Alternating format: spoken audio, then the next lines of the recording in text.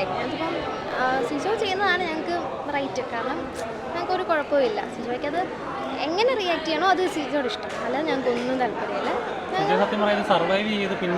ശരി, അത് ഒത്തിരി കഷ്ടപ്പാടായിരുന്നു, ഭയങ്കര കഷ്ടപ്പാടായിരുന്നു. സിജോ ഇത്രേ ആയല്ലോ, പിന്നെ ഇപ്പം ഇങ്ങനെ കാണാൻ പറ്റിയില്ല, സന്തോഷം. പിന്നെ ബാക്കിയല്ലേ കപ്പടിക്കുമെന്ന് ആഗ്രഹം ഉണ്ടായിരുന്നു. എല്ലാവർക്കും ആഗ്രഹമില്ലേ, അതുപോലെ എല്ലാവർക്കും എനിക്കും ഉണ്ടായിരുന്നു ആഗ്രഹം.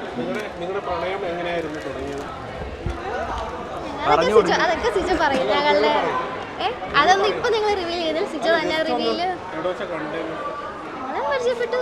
ഞങ്ങൾ ഇങ്ങനെയൊക്കെ തന്നെയാണ് പരിചയപ്പെട്ടത്. സിജോ അത് റിവീൽ ചെയ്യട്ടെ, അതാ ഞങ്ങൾ വെച്ചിരിക്കുന്നത്, സർപ്രൈസ് ആയിട്ട് തന്നെ വെച്ചിരിക്കുക.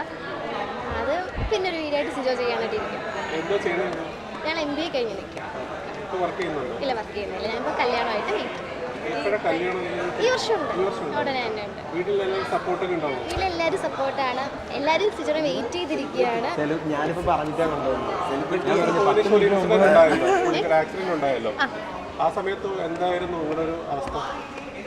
വിഷമമല്ലാതെ എന്നാ പറയാ, നമുക്ക് സന്തോഷിക്കാൻ പറ്റുന്ന ഒന്നും ഉണ്ടായിട്ടില്ലല്ലോ. പിന്നെ എല്ലാം അത്ര ഇങ്ങനെ ആയി. ഗെയിമല്ലേ, നമ്മൾ വെയിറ്റ് ചെയ്യുന്നു, ബാക്കിയല്ല. ഓഫ് കോഴ്സ് കാണണമെന്ന് തോന്നുന്നില്ലേ, എല്ലാവർക്കും തോന്നും. പക്ഷെ ആ ഒരു ചാൻസ് കിട്ടിയില്ല. പിന്നെ ഇന്നാ കാണുന്നത്. പിന്നെ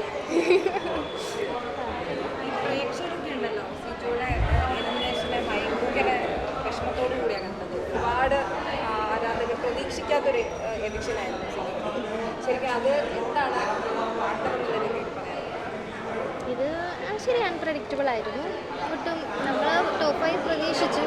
പിന്നെ എല്ലാം ഇങ്ങനെ നമ്മൾ പറഞ്ഞിട്ടും കാര്യമില്ല, കഴിഞ്ഞു. പിന്നെ ഇനിയും ബാക്കിയുള്ളത് നോക്കാം.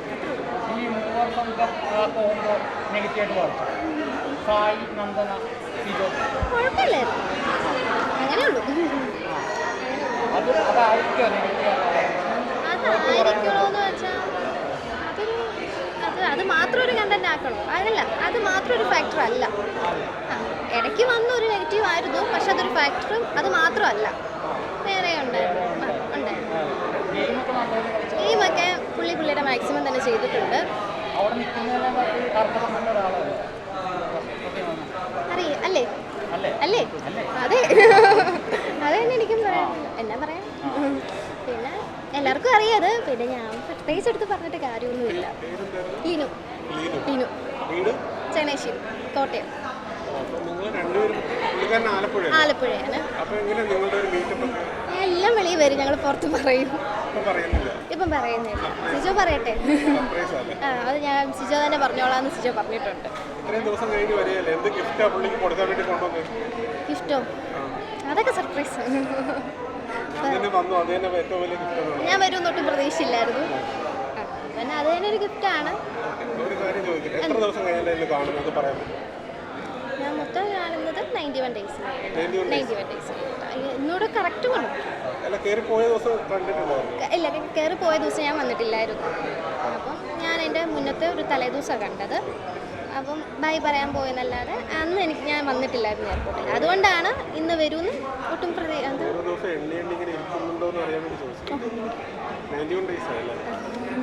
കറക്റ്റ് പറയണോ?